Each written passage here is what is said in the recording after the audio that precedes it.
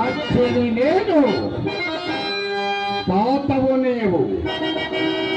అకలంక చెత్తుండను నేను సకలంక మూర్తివి నీవు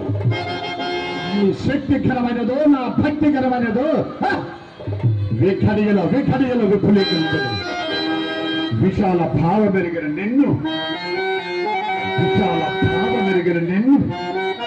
దేవదేవుడు అని నా నమ్మి నా భావి జీవితములు పాడు చేసుకుంటుంది కదా శంకర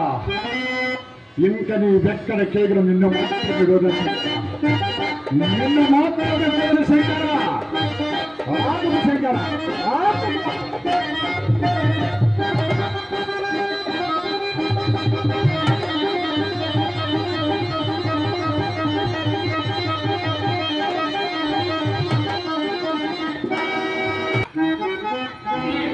ఉపాయం ఆలోచింపవలేదు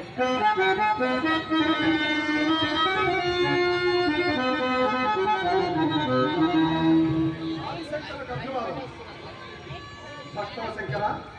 ప్రభో అరణ్య ప్రయాణం ఆనందదాయకంగా ఉన్నదని